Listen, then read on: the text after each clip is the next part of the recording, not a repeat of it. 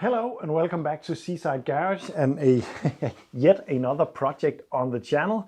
This is a Citroën Méhari from 1975. And as you can see, this is going to need a little bit of work to pretty much everything on the car, if you want to call it a car. If you have been following my channel for a while, you will know that I really like old Citroëns. I had a 2CV a while back, and I worked on a dyane and dyane. And right before I started this channel, I actually rebuilt a Méhari from scratch, new chassis frame and all. Unfortunately, I sold that and regretted it, of course. And the worst thing was actually that it was just before I started making videos, because I would have loved to have that as a series. But now I was so lucky to find another one.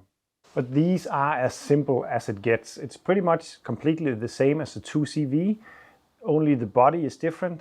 It is just a chassis with everything bolted onto and then some sort of body on top. The engine in this, let me just open the bonnet. The air-cooled twin cylinder boxer engine. I think it's 602 cubics, known from the 2CV as well. A very, very nice engine, simple engine, and quite easy to work on, in my opinion. On this project so far, I have really been struggling quite a bit to find the positive points. I love this car and I'm gonna make it work. It's not as big of a project as it might look because of the nature of this car. And I bought this car not sight unseen, but I got a couple of pictures, really bad pictures, and then I bought it from those. One of you guys actually gave me a tip about this car, and I wouldn't have had the chance to buy it if it wasn't for you. So thank you for that. So I didn't really know what to expect. The owner said he thought that the chassis was all right. I didn't believe that, and I still don't, but it's looking a lot better than expected. But we'll have to inspect it, because almost always the chassis on these are rusted too much and need to be changed. But it's pretty much a usable items on these old Citroëns in climates like mine, that you need to change them from time to time, and they are not that expensive. But the positive thing up here is this. The engine is not stuck. I'm not going to turn it any more than that, because I know from experience that sometimes the barrels are completely full of nuts and rust and scales, and especially on these engines. So I'm not going to turn it more than that. We'll have to inspect it a bit more.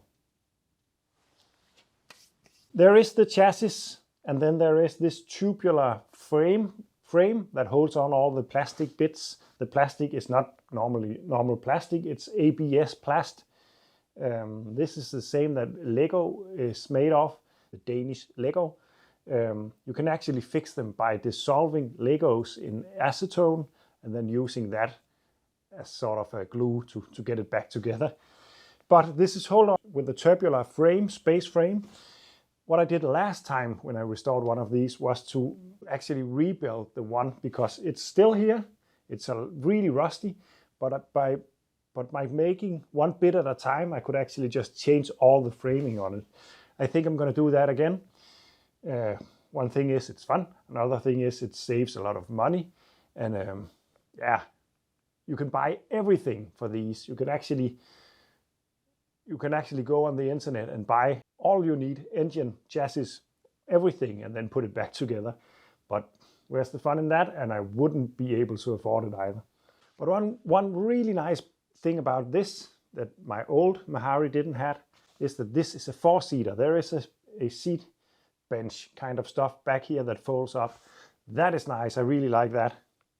I just got this car yesterday, and really I should be working on the C25, because as some of you know, I'm going on a small trip in a couple of days' time. The head gasket is blown and I need to fix it.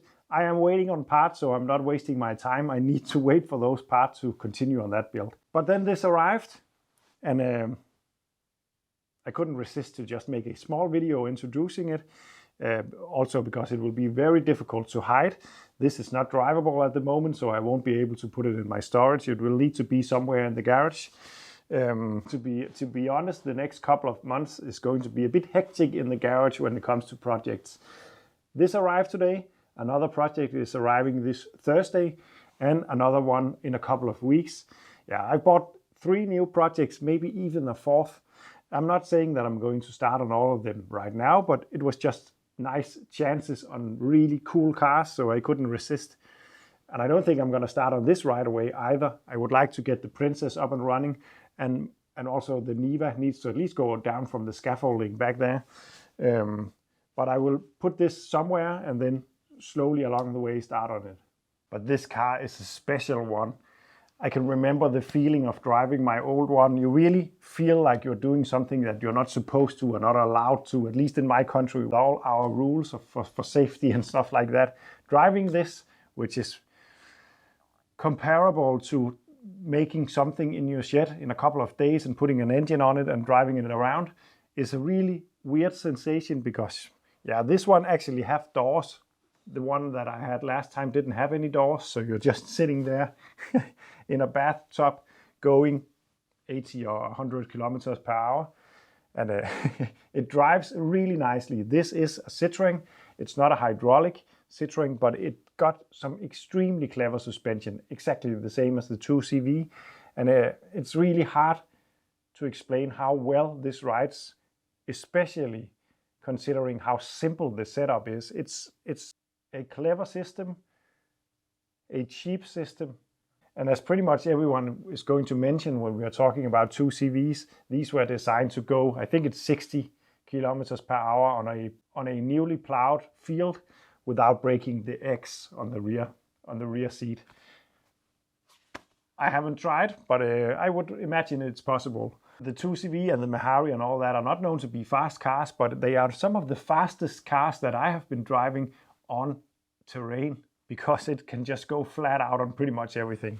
Oh, this was just a small introduction, and I can't wait to show you more about this car, because you're going to experience it together with me. I haven't really been looking at anything just yet, so in the future we'll start working on this. It will be completely stripped down, and then we will take it from there. I need to inspect that chassis to know if it's safe to use or we need to change it. It's cheap to buy a new one, but the old one are actually known to be stronger. So if it's not too bad, I would much rather save the old one than buying a new one. But we will see. Anyway, I hope that this will be interesting to some of you. Stay tuned for more on this, and stay tuned for a couple more projects being introduced in the future. And of course the Princess and all the other projects. If you would like me to stop buying all these projects, then please don't support me on Patreon. There's a link down in the description. Because if you do, I cannot promise that there won't be many more projects. But at the moment, I'm really finding some really cool stuff. The Niva, the Princess, the Mehari, the Metro. It is a nice collection, and just wait until you see what I get next. And I really am looking forward to introducing the next 2 projects, because especially one of them is really interesting. Anyway, thank you for watching, and see you in the next one.